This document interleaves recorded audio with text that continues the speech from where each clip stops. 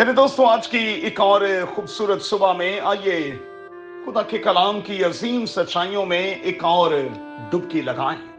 अपने सामने रखें मुकद्दस मत्ती का अंजीली बयान, उसका 7वां बाब और उसकी 13वीं और 14वीं आयत। आज सुबह के लिए हमारा मजमून होगा रॉन्ग अटैचमेंट। अंग्रेजी जुबान के इस लफ्ज का मतलब है गलत ताल्लुक। वो गलत तौर पर अपने आप को किसी के साथ भी जोड़े रखना। अच्छा, जिंदगी में हम अक्सर गलत चीजों के साथ मुंसलिक हो जाते हैं और कई बार हम ऐसे फंदे में फंस जाते हैं कि फिर बाहर निकलना मुहाल हो जाता है। अच्छा, किसी भी गलत अटैचमेंट के होते हुए सही की पहचान ही हमें बाहर निकलने का रास्ता बताती है।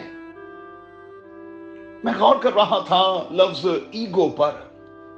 ईगो का मतलब ये नहीं कि हम किसी को अपने से बड़ा जानते हैं और फिर बर्दाश्त नहीं कर पा रहे, बल्कि इसका एक रुख ये भी है कि हम खुद को छोटा बनाकर किसी के सामने पेश करते हैं या किसी के मुकाबले में अपने आप को छोटा बनाकर टुरते रहते हैं। याद रहे कि इस किस्म के जज्बात हमेशा एक दूसरे के लिए और हम में से एक एक के लिए नुकसानदेह साबित हो सकते हैं। हर तरह के रॉन्ग इमेजेस जो हैं, मेहरबानी से अपने ज़हन में ना बनाते फिरें, क्योंकि इस किस्म के इमेजेस जो हैं वो यकीनी तौर पर हमें तबाही और बर्बादी की तरफ ले जाएंगे। दोस्तों, समझने की बात यह है कि इस दुनिया में रहते हुए और खानदान में रहते हुए हर शख्स का अपना एक रोल है। कुछ रोल हायर होते हैं और कुछ लोअर। हमें जो रोल मिला है हमें तो उसी को अच्छे से निभाना है, ताकि जिंदगी के इख्तिताम पर जब हम खुदावंद के सामने हाजिर हों तो हमसे ये कहा जाए, वेल डन, शाबाश, अच्छे और दयानतदार नौकर, तूने अच्छा परफॉर्म किया है। और फिर तुझे कुछ मजीद जिम्मेदारियां दी जाती हैं। मेहरबानी से छोटे छोटे रोल्स को अच्छे से निभाएंगे तो हम किसी बड़े रोल के लिए तैयार हो जाएंगे। याद रहे कि खानदान में, कंपनी में, चर्च में, कम्युनिटी में हमारा अपना अपना एक रोल है और हमें इस रोल को समझना है और इस रोल से तजावुज बिल्कुल नहीं करना है। हालात असल में वहीं खराब होते हैं जहां लोग अपनी हद को क्रॉस करने की कोशिश करते हैं और फिर इस किस्म की जहनियत को मात देने की कोशिश करें कि मैं सब कुछ कर सकता हूं। आप सब कुछ नहीं कर सकते। ये सलाहियत सिर्फ और सिर्फ हमारे रब खुदावंद की है। हम लिमिटेशंस की कैद में हैं, हम सब कुछ नहीं कर सकते।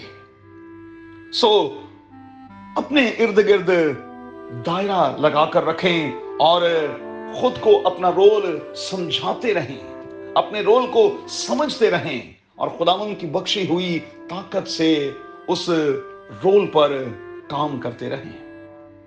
याद रखें, रॉन्ग टर्न, रॉन्ग रोड जो है वो हमें डेड एंड की तरफ ले जाता है।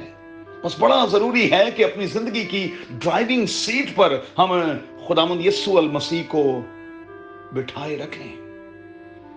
मुसरफ की कहानी को अगर हम इसी एंगल से देखेंगे तो फिर हमें बहुत से सवालात का जवाब मिल जाएगा। साउल की कहानी पर गौर करेंगे तो हमें उससे बहुत कुछ सीखने का मौका मिलेगा। हो सके तो शमूएल की पहली किताब और फिर اس کے 28वें बाब को जरूर देखिएगा। दाऊद की कहानी पर गौर करेंगे तो हम किसी भी तरह का रॉन्ग टर्न नहीं लेंगे, किसी गलत सिमत में नहीं चलेंगे, और जब ऐसा होगा तो फिर हम खुदा के दिल के बंदे बने रहेंगे। याद रखें दोस्तों, रोड्स जो हैं वो दो ही हैं। मत्ती की अंजील के 7वें बाब में इसे वाज़ेह किया गया है। सुकड़ा रास्ता और फिर चौड़ा रास्ता। आप किस पर चलना पसंद करेंगे? आज हो सके तो थोड़ी सी देर में दुआ की हालत में झुके हुए देखिएगा मेरी अटैचमेंट कहां कहां, मेरी गलत अटैचमेंट कहां कहां मेरे अपने लिए ठोकर का बायस है, कहां कहां मेरी रॉन्ग अटैचमेंट मेरे खानदान के लिए ठोकर का बायस है, और कहां कहां मेरी कोई एक गलत सिमत में चाल मेरे चर्च के लिए ठोकर का बायस बन रही है। अपने पांव को वहां से हटाएं, अपने रास्तों को सीधा बनाएं, और फिर खुदावंद यीशु अल मसीह के पीछे पीछे चलें, क्योंकि राह और हक सिर्फ वही है। यीशु के नाम में आमीन।